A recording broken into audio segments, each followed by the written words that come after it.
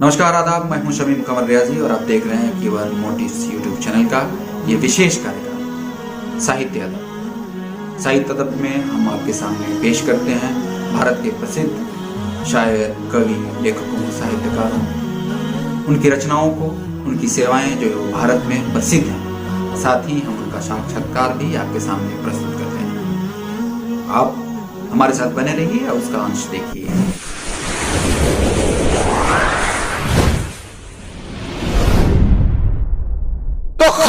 नशा भी पार करता हूं मैं, वो पानी मैं वो आंसू नहीं जो बूंदाबांदी करके रह जाऊं।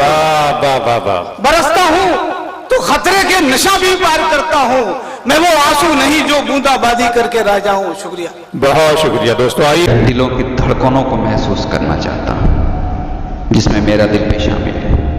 आज के संदर्भ में मेरी उंगलियों के संवेदनशील कंपन जो मुझे शब्दों का रूप देती हैं, यही मेरी अपनी भावनाएं हैं जो एक आम आदमी की है। ये मेरा साहित्य है और यही मेरी शायरी है जिसमें दुनिया का हर आदमी खुद को महसूस करेगा। इससे अधिक नहीं, न ही मैं रवायत पसंद हूं और न ही वो मेरी परंपरा जीवन का जो हिस्सा। यही मेरी सफलता है, बाकी सभी असफलताएं और नाकामियां हैं। मझधार तो हो दरिया, तेरे पानी में मझधार तो हो, तूने जिसको जीता उसकी हार तो हो। दरिया तेरे पानी में मझधार तो हो, तूने जिसको जीता उसकी हार तो हो। और ये शेर देखे कि जश्न मना लेना इतनी बेचैनी क्या। इस शेर के तेवर की मैं दाद चाहूंगा। जश्न मना लेना इतनी बेचैनी क्या, जश्न मना लेना इतनी बेचैनी क्या, कश्ती भैया पहले दरिया पार तो हो। यह है डॉक्टर जफर इमाम, जिनका नाम आपने सुना और आपने देखा।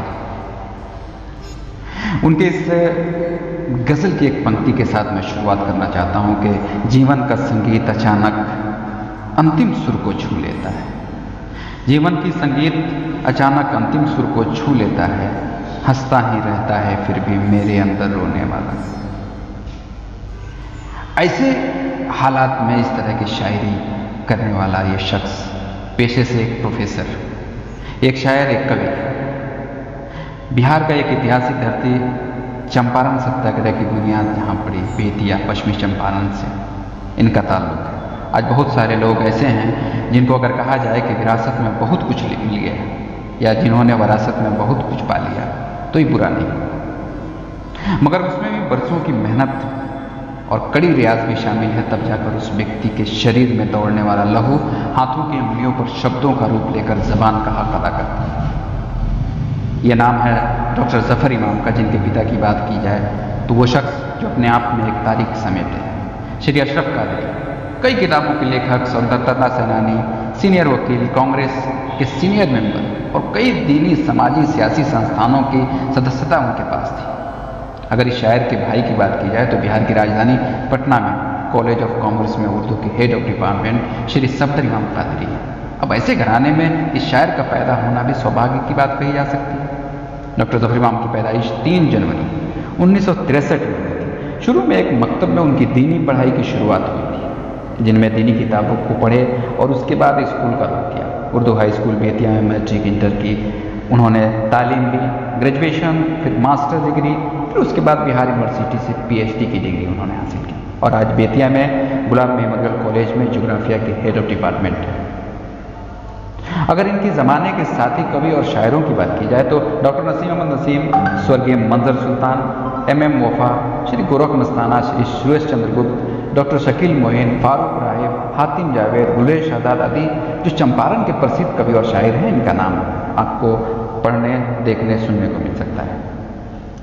अगर डॉक्टर जफर इमाम कादरी के ज़माने में जफर इमाम साहब के मरासिम नज़दीकी जिन शायर, जिन लेखक जिनसे रही उनकी वाबस्तगी, जो इनके सरपरस्त के रूप में भी गर्दाने गए, उनमें श्री मरहूम कमर रियाजी का नाम आता है, और श्री अजीम हाशमी साहब, शाकिर करीमी साहब, जफर मोजीबी साहब वगैरह हैं, जिनका नाम जिन्होंने जिनकी निस्बत और जिनके मरासिम और जफर इमाम साहब को बहुत करीबी रहे हैं और आज भी डॉक्टर जफर इमाम साहब इन्हें ऐसे गुजर जाती है जिंदगी जैसे तैसे, गुजरती है जिस पर वही जानता है। बहुत अच्छे, वाह वाह, गुजर जाती है जिंदगी जैसे बहुत अच्छे तैसे। जफर साहब, क्या कहने हैं।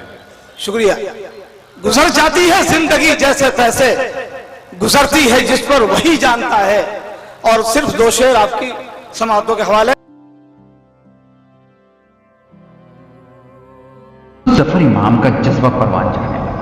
फिर क्या था, दर्जनों कहानियां लिखता गया ये शख्स। उसके बाद उनके जीवन में एक अजीब मोड़ आया कि उन्हें कहानियां से दिल रूठता गया और फिर क्या था, शायरी की तरफ इस शख्स का रुझान बढ़ने लगा। गलबन 1986 से शायरी की शुरुआत डॉक्टर जफर इमाम की हुई। फिर क्या था, लिखते चले गए।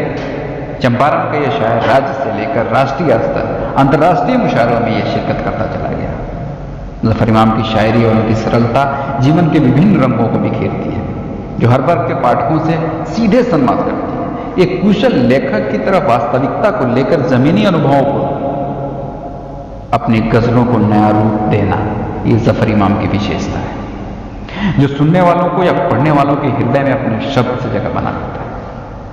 जफर इमाम के कलम से निकला तीर हमें सोचने में मजबूर करता है और हमें हौसला भी देता है। उनका ये शेर सुनिए कि चाहेंगे तो कदमों पे दुनिया भी झुकेगी, चाहेंगे तो कदमों पे दुनिया भी झुकेगी, हम अपने ही हाथों में मुकद्दर की तरह। आगे जफर इमाम कहते हैं, एक जगह कि आदमी मुसाफिर है जिंदगी के रास्ते का, आदमी मुसाफिर है जिंदगी के रास्ते का, एक कदम है रोने का, एक कदम है हंसने का, और मैं अपने आप में एक मसले से कम तो नहीं, मैं अपने आप में एक मसला से कम तो नहीं, मेरी रगों में लहू है मेरे उसूलों का। जफर इमाम ने एक जगह और अपनी शायरी में ये लिखा कि शाम होगी तो सूरज गुजरता चला जाएगा, शाम होगी तो सूरज गुजरता चला जाएगा, आसमां को लहू रंग करता चला जाएगा।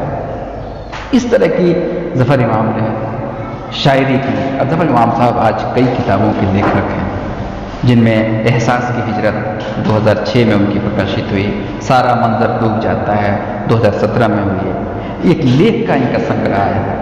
ये अलग बात है कि जफर इमाम ने उर्दू के साथ साथ हिंदी में भी शायरी की और उनका हिंदी शायरी का संग्रह सजदे का निशान अभी प्रकाशित हुआ हाल ही में। जफर इमाम ने गीत, गजल, नज़म, दोहे, बहुत सारे लेख उनकी हैं जो पाठकों के लिए नायाब मोती की तरह है। भारत के प्रसिद्ध लेखक शायर श्री शमीम हनफी जफर इमाम के बारे में लिखते हैं कि आजकल लेखकों की पुस्तकें रोजाना प्रकाशित होती हैं और 2 दिन के बाद वो गुमनाम सी हो जाती है, परंतु जफर इमाम का जो हुनर है उर्दू गजलों में हिंदी शब्दों की रोशनासी का ये बेहतरीन कारनामा है। हमें आशा है कि आज की ये प्रस्तुति आपको पसंद आई। अगली बार फिर मिलेंगे किसी नए मेहमान के साथ, जिनके व्यक्तित्व पर हम चर्चा करेंगे। जब तक मुझे शमीम कमर रियाजी को दीजिए इजाजत। आदाब, सलाम, अपना ख्याल रखिएगा। अगर आपने अब तक इस चैनल को सब्सक्राइब नहीं किया है तो आप सब्सक्राइब कर लें और बेल आइकन को दबाना ना भूलें, क्योंकि जब भी हम इस तरह के कोई भी वीडियोस हम जब अपलोड करेंगे तो सबसे पहले आपको नोटिफिकेशन मिलेगा। धन्यवाद।